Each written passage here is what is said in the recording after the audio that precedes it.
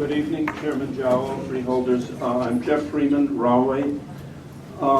First, I'd like to commend you for recognizing the kids writing poems about trees.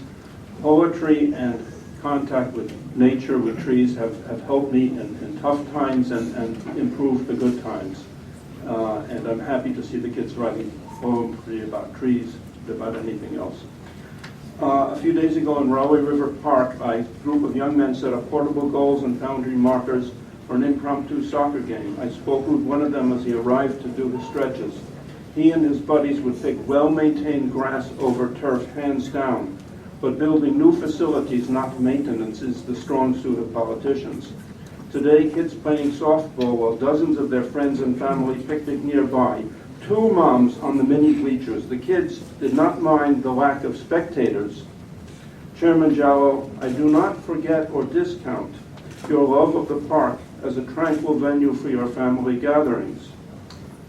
Freeholders, the time has come to bring the politicians in you back in accord with the decent human beings. You have accused us, the Coalition to Save Rahway Park, of spreading misinformation about a project proposed for Rahway River Park. It is rather you, the freeholders, who have engaged in a deliberate campaign of disinformation. In your FAQs and in spoken comment, you have said that the project is not a stadium. Dictionaries define a stadium as an athletic field with tiers of seats for spectators, precisely what you propose. You have repeatedly said there is no plan. Yet contracts, memos, and engineering studies use the word plan and the word stadium. Your leaflets cite numerous specific details. I quote, artificial turf, upgrade of an existing track and athletic field, aluminum bleachers seating 1,200 persons, a 4-foot chain link fence. I challenge you to describe these statements of yours as anything other than elements of a plan, however preliminary, a plan which you dishonestly maintain does not exist.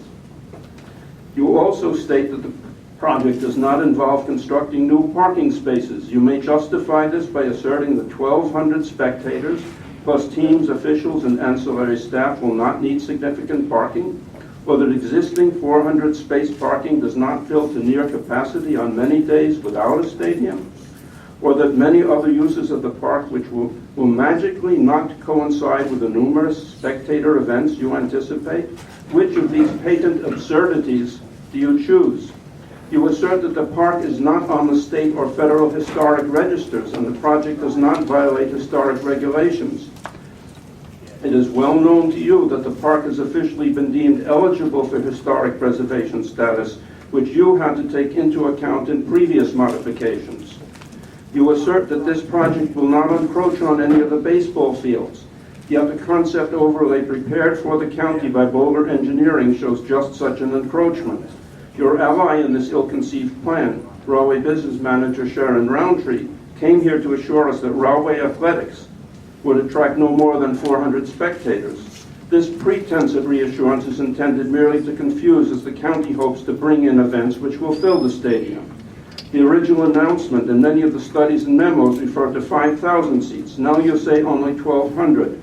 As you refer to growing demand for recreational facilities, what guarantee have we that additional seating will not be added in future, given your record of disingenuity? You falsely claim accordance with the historic Olmsted plan for the park, describing the existing fields as active recreation. All these, plus the picnic grounds, etc., are participatory active recreation. 1,200 spectator paid attendance aspect of your stadium is a jarring and unwelcome assault on the historic and current ambience of the park. You promise a public information session. If you do this without giving us adequate publication first, we will have no ability to comment on it. If binding contracts are already signed and set up before the meeting or within a short time after the meeting, it will be a farce to say that you're listening to public impact. Thank you. Very much.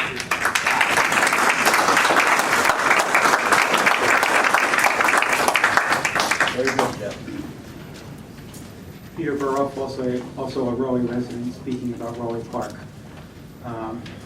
I came across the other pinch shots of grade towers and was surprised to start reading about the Olmsted firm. Pinchot, I did not know. The family itself has been involved in many great things. They were good friends, as the previous speaker talked about, Teddy Roosevelt, creating national parks in areas that would have been destroyed. Everybody knows the Industrial Revolution was around 1840. By 1875, there was so much incredible destruction in this country that someone like the Pinchots came forward to try to save beautiful areas of this country. One of the things that the Pinchots did was they were the primary benefactors of the Museum of Natural History. He basically bankrolled the Olmsted brothers. I think there's a few, I don't know exactly how many, but it's a few, maybe I heard 6,000 Olmsted parks in this country. Raleigh was bestowed with an Olmsted Park, which, you know, I guess the odds are unbelievable when you think of hundreds of thousands of small towns. And it was given to give a place for poor, working class people to have a place of respite, of natural beauty. Raleigh right now has been going under an incredible amount of apartment buildings. I don't even know the exact figure, but it's in many thousands of units have been added in the downtown area. I know of at least 400 unit apartment buildings that have been built with no place for people to enjoy a park.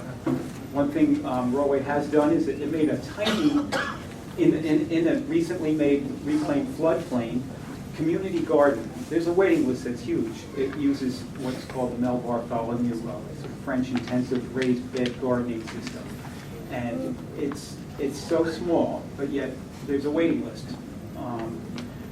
There's another, an environmental commission meeting, I found out there was about 30 houses in Raleigh scheduled for removal because they are in floodplains. They've been damaged and flooded over half a dozen times. I think it would be wise to look into seeing if they could be parking near areas of floodplain that can be used for a soccer field. Last time I spoke here, a couple months ago, maybe 6 weeks ago, I talked about how I myself had played on floodplain. And it would flood, and you mowed it, and you played again. I would love to see like a cost of re-maintaining Veterans Field as opposed to doing this scheduled infrastructure in Raleigh Park. I don't understand it. I've seen more damage on Veterans Field, as I said the last time I spoke, of a football game being played during the rain. You know, I don't think Veterans Field has to be abandoned. It's so underutilized. Many soccer games could be played there throughout the season. It's almost empty almost all the time. The amount of football and baseball games that are played by the high school are so few, it's almost laughable.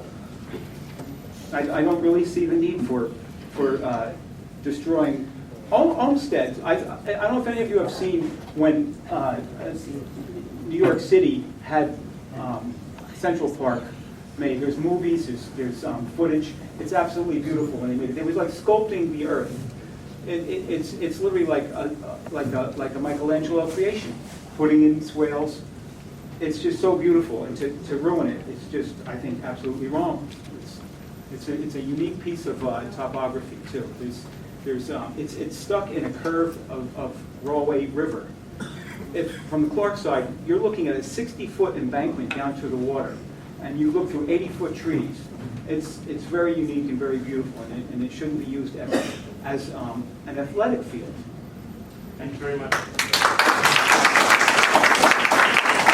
Kindly state your name and town of residence for the record, and please adhere to the 5-minute time.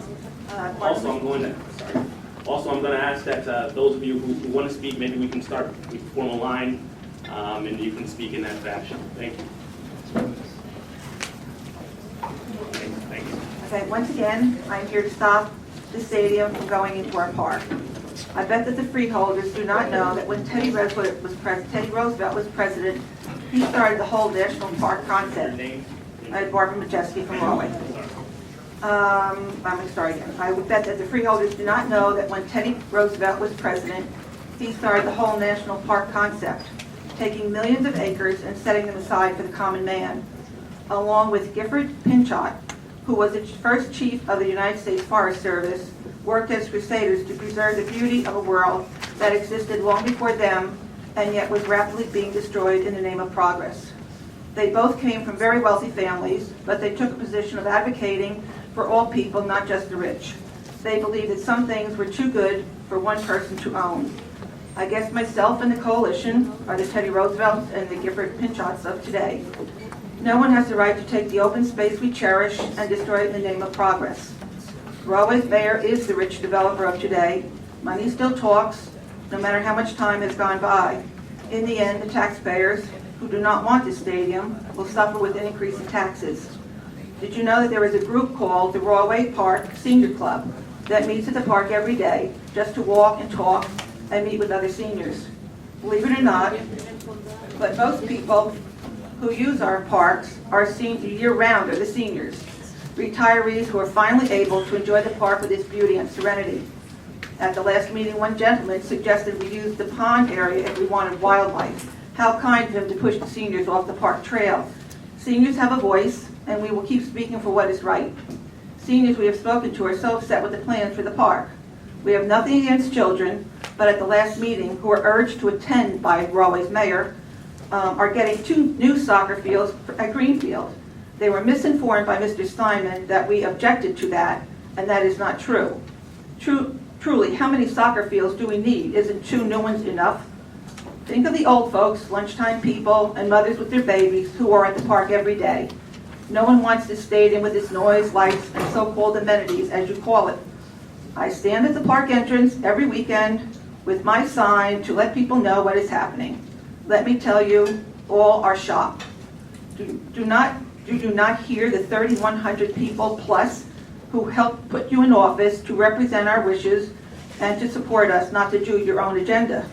We spoke to a resident of Linden who has walked in our park for 20 years. She told us of the trash that is left on her front yard and the neighbors after a football game in Linden. What will happen to what will our park look like? Freeholders have the last word on this plan, and I hope freeholder Dewall involvement with Rahway's Art District will not sway him in favor of Rahway. Our mayor does not care about flooding in town. The city would not have given a contractor permission to build 2 new homes on River Road. They should be ashamed of themselves for the families that will occupy them, not knowing what will eventually be coming with a few days of heavy rains. Our mayor wants Veterans Field property. I will not be convinced,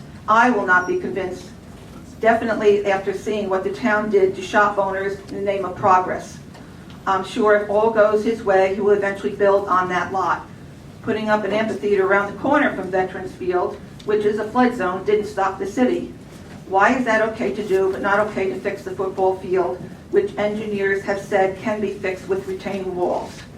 We, the citizens of the Rahway, do not want any more arts buildings and development for the artists in our town. The field is the last open space of property in town that the city has not confiscated. Please listen to the people on this issue. Thank you. Thank you very much for your comments.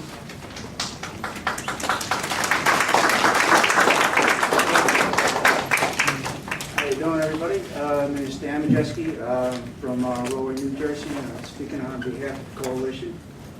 My wife and I walked Rahway Park for years. We were living here for 47 years, matter of fact, in Rahway. Recent months, we handed out flyers talking to many people about the football stadium in our park. Everyone talked to this. Everybody was against it, the football stadium. They can't believe this is happening. We, the coalition, have thousands of petitions against this project. Please do not let this happen to our beautiful park. Do not let the smooth-talking mayor of Rahway and his business administrator, who once was somehow connected up with the freeholders at one time. Don't let them convince you this is the right thing to do. It would be wonderful if you did something for the joggers, the bikers, the picnickers, and the seniors that use this park. Please leave our peaceful park to the people. Rahway has plenty of property to work with, but they are choosing not to. Again, fix Veterans Field or use Madden or perhaps Greenfield. Many people are in favor of these alternatives. Thank you very much. Thank you.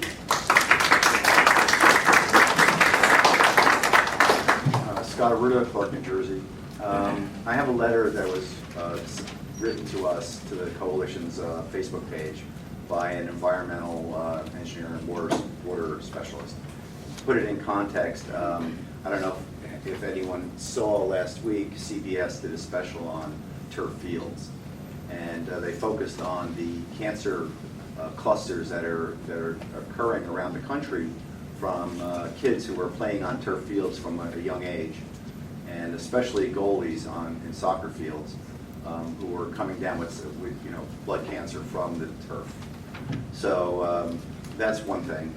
And another thing is that the Consumer Product Safety Council has pulled their endorsement of turf fields. They did endorse them for quite a while, and now with all this information's coming about, these health warnings, they pulled their endorsement.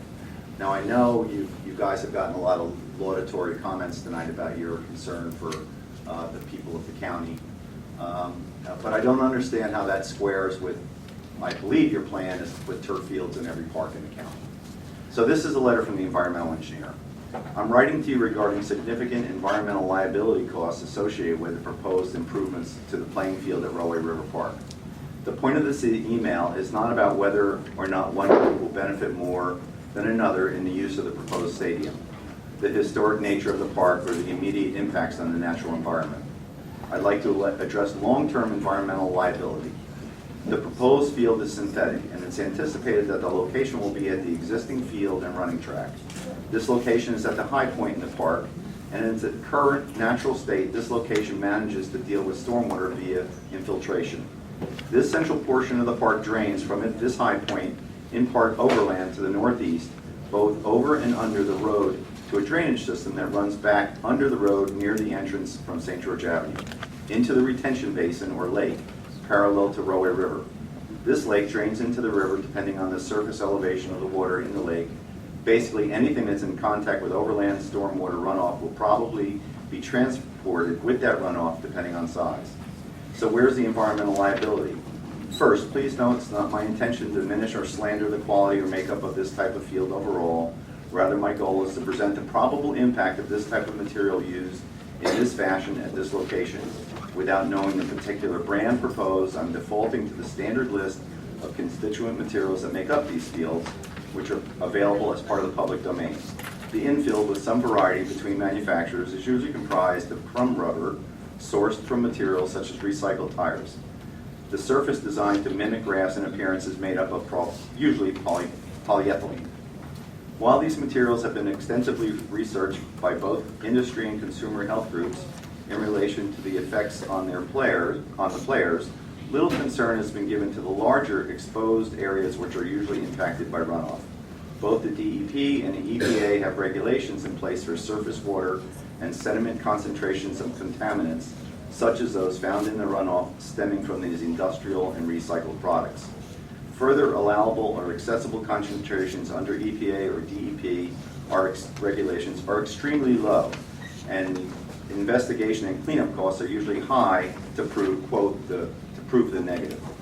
By that I mean either the alleged polluter has determined the full extent and nature of the contamination, or the alleged polluter has proven that the fault or liability lies with someone else.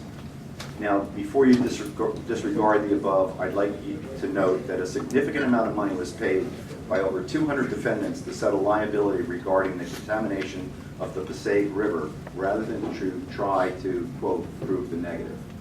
Most of the 258 defendants included in the proposal consent judgment will pay $95,000 to settle their portion of the suit. These are towns, municipalities, all around.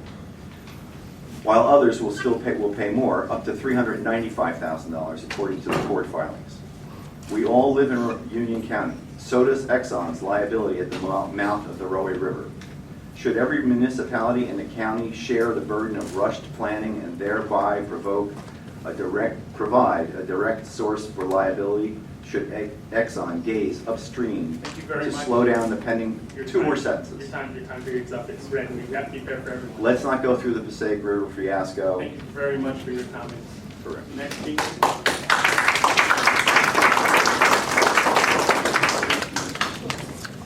My name is Greg Robert from Elizabeth. There was a handout a couple of meetings back saying that no additional parking would be needed. I advise people to go through the park on Sunday morning, and there's only beer league softball games and one soccer game going on, and try to find a space on the road to park. It's full. The question of lighting in the park. Right now, doesn't Rollway High School play day games? Why do we need lighting at all? I walk in the park almost every day. The most substantial lighting in the park are lights right by the tennis courts. I'm in the park during the day, and usually I see maybe 1 out of 3 tennis courts in use. Are people actually playing tennis under the lights at night that I don't know about?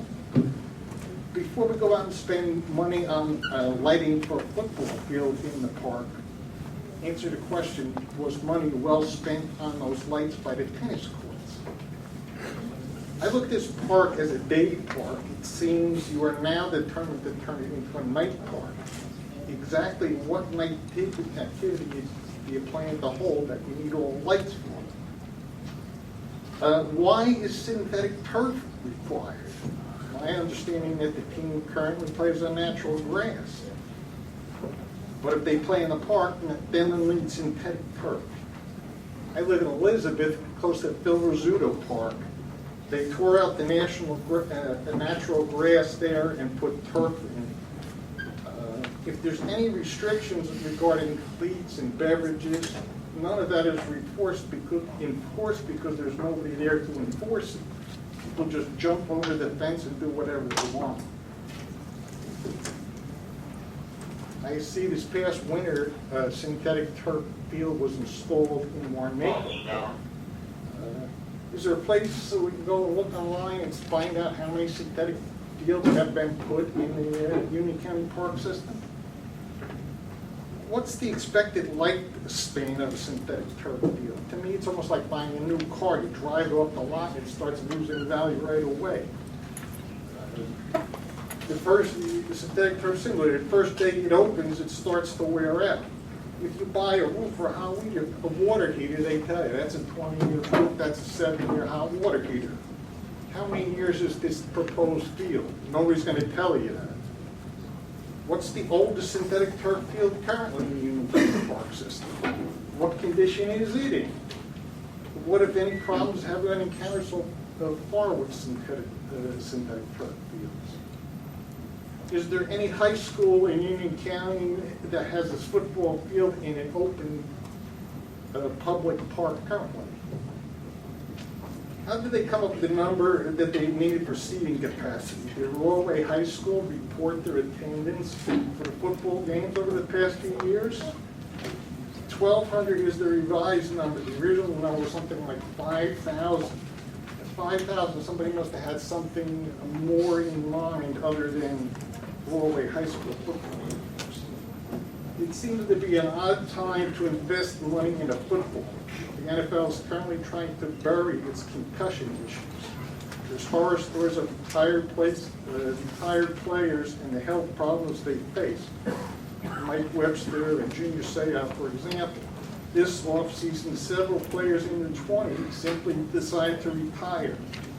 Do we really think participation in high school football is not going to decrease in the next 10 years? Is this a good time to build a football stadium? Last thing, Jets and the Giants are two of the richest franchises in sports history, yet they share a stadium. Has anybody investigated possibly sharing a stadium with some other high school team in Union County? Has that even been looked into? Thank you very much for your comment. Hi, my name is Joe Zielinski. I live in Rollway, New Jersey. I just want to say about the stadium in the park. I think it's a really bad idea. I only live like 3 blocks away up St. George Avenue towards Grand Avenue. And I can't see the entrance to the park from my house, but I can see when the lights are flashing down there, when somebody's gotten hit or there's been accidents. And there's quite a few accidents down by that entrance. I don't know who came up with the idea to want to put this there, but I'm not saying Rawley doesn't need a new football field, but they don't need it there. The park is just not big enough for that. Anywhere, I rode through Warnaco Park and I looked to see where that stadium was. That park is really big and it's off to the side. It really doesn't impose on anything, but I just think this would be a really bad idea. Thank you. Thank you. Susan Salamack, Raleigh, New Jersey. I've been a resident of Raleigh for over 36 years. I was raised in Raleigh. I rode my bike to the park as the only place where I could see open land. I fully understand the beauty of the park, and I feel that there is a misunderstanding about how much that open space means to people, to young people, to old people, to the disabled, the ability to just simply see it.